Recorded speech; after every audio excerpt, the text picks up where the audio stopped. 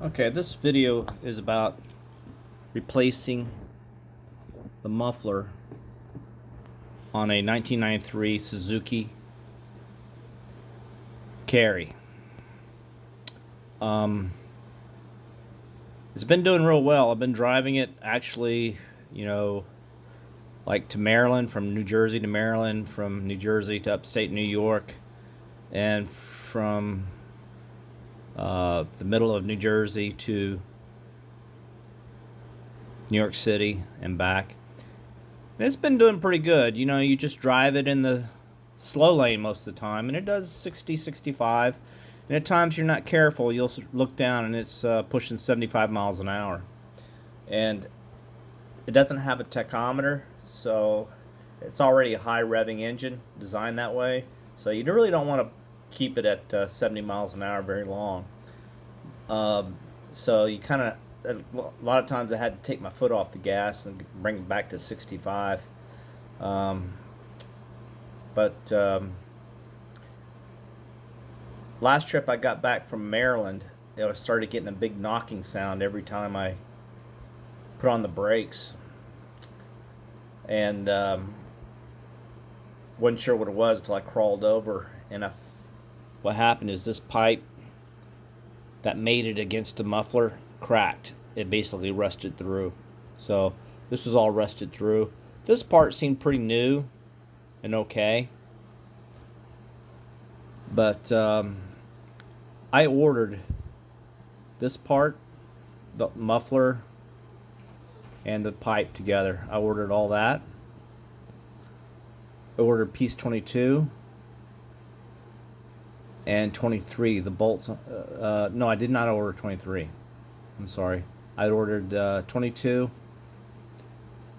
and 22. They're same part number. They're rubber. I don't want to call them grommets, but they're just like rubber. I don't know the right word for them. I reused bolts 23 and 24. I reused the original ones. But I ordered this whole piece right here. And I also ordered 18 because I wasn't sure what it would be like when I took it off. It is a good thing I did, because this is a gasket and it was kind of welded onto the old one. I couldn't get it off. I also ordered 20 and 19, two of them, because I wasn't sure how rusted they were going to be, how much of a problem. I don't know, can you see what I'm doing here? Yeah, I ordered 19 and 20 and 18. So I ordered a pair of 20 and a pair of 19 and one 18. And it arrived today, and I unboxed it and went out there, and since the first time I did it, but it took me about 30 minutes to prepare the tools, and nothing got stuck. I used some penetrant oil to pre-spray it, but probably didn't need it. But this was a 14 millimeter. I don't know if you can see my 19. I'm over here at 19, so I'm going to do this right here. 19, that's a 14 millimeter. And on the other side here is a welded nut, so I didn't have to hold anything. There's a thread right there formed by a welded nut on the other side, so you didn't have to hold it. You just unscrewed bolt 19 and it came right off. And there's a spring right there. The spring was right here. I probably could have reused all these nuts, but you know, the hardware's 30 years old, so anytime I order parts, I just kind of like restore it to new. So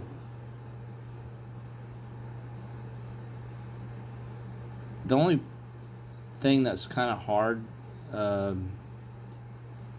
there's a flange right here, something you should be aware of. I almost made the mistake, it wasn't going on right, but there's like a I don't know how you pronounce, how you would call it, but there's a structure at the end of this smooth neck, and it flares out. What you have to do is get that it flares out and forms a flat spot, and then there's threads. These are threads right here. So what you have to do is get this part through that hole, and don't let it get caught on this surface here. And when you screw it in, that it'll push this flange up against the mating surface of this. You don't want that. And that's what I was doing. It wasn't going on right because one of these bolts was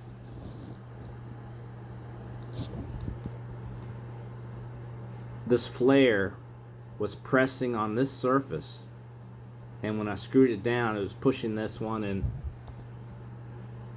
this surface was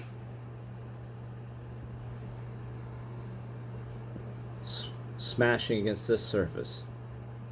And that's not supposed to happen, because when the pipes heat up, the pipes grow and shrink and grow and shrink depending on the temperature. So what you have to do, this is what took about an extra 10 minutes until I figured this out.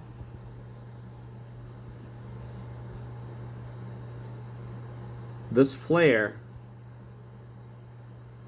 this whole bolt has to go through this spring, and this flare has to make it through the hole. And of course you got to put that gasket on this. And that bottom part of that flare, when you screw it down all the way until that bottom part of the flare hits that surface on both sides. So I almost didn't look, but it didn't look right. So what I was doing,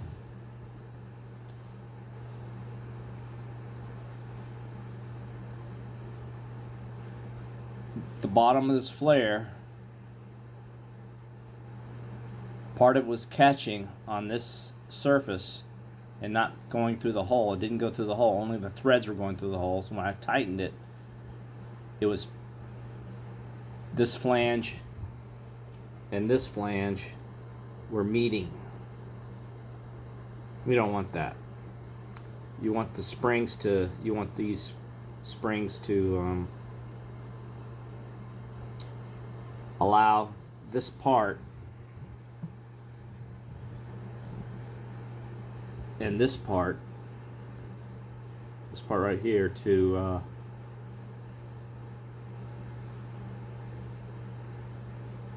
adjust itself with the heat, because these things get hot and expand, and those springs allow that to happen without damaging the two pipes. So other than that, it was real easy to take this apart. I'll put some anti-seize on the end of these threads on bolt 19. Put some anti-seize on there, and I tend to do that all the time.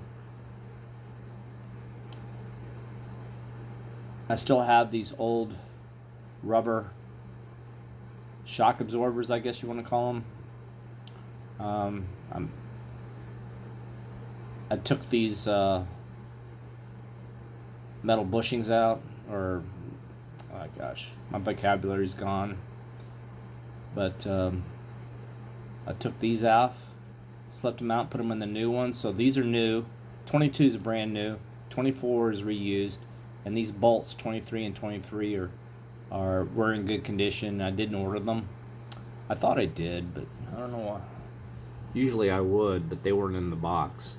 Maybe they will come from a different warehouse, but I didn't really need them. And you put that on there, and it was like super easy. It made me feel smart. Wasn't a frustrating event like these things usually are for me. So I thank God for that.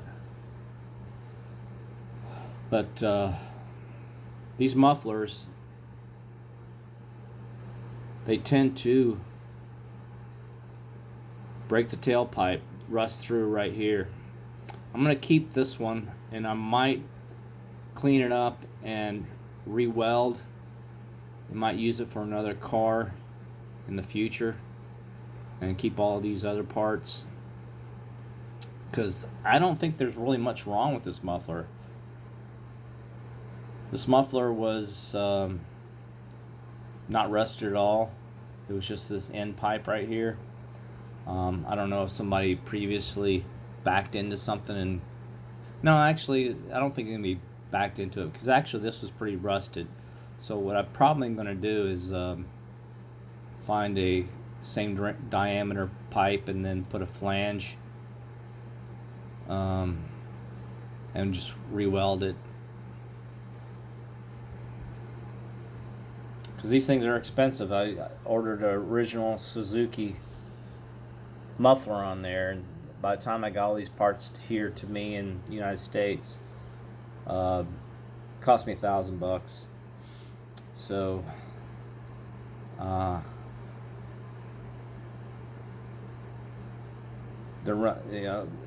they do have them.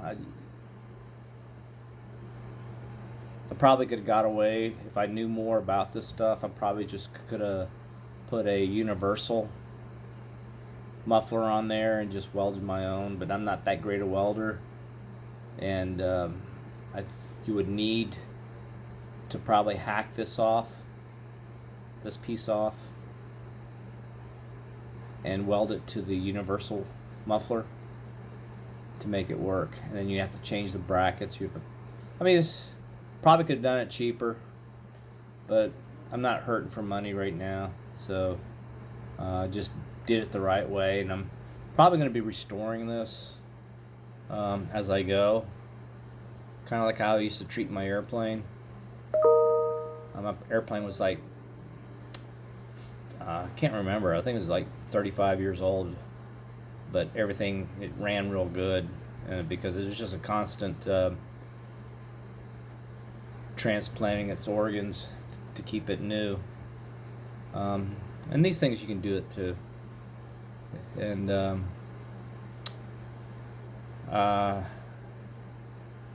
the engine, it's about 60,000 kilometers. The engine's strong, the clutch is strong. I haven't really looked at the brakes, but probably should look at the brakes. They feel like they've been done recently. But I do have a brake set ready to go.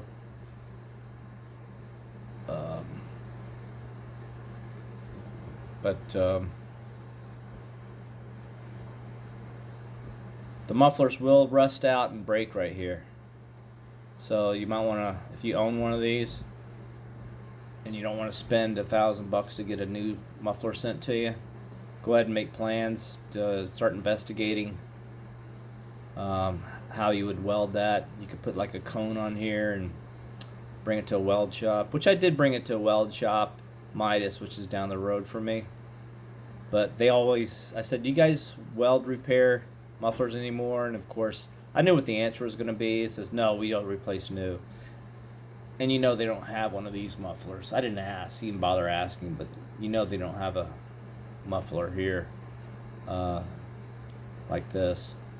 And I don't have a lot of confidence in the Midas crew near my house. I've brought my car there a couple times, and they tend to fix what you want them to fix, then break something else as collateral damage.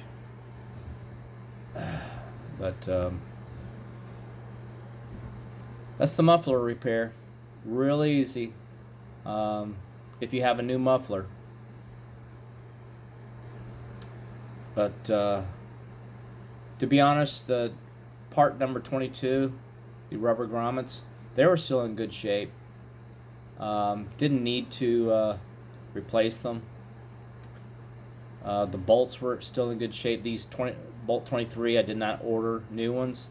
but they were still in good shape, not rusted at all. Uh, 24, the bushings, not rusted at all. Totally reusable. Um,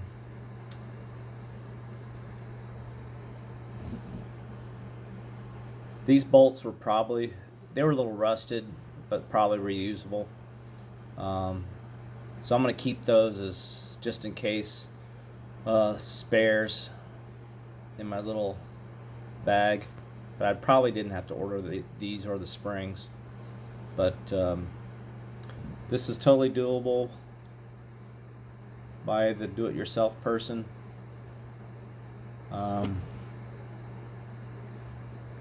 That's really all I needed to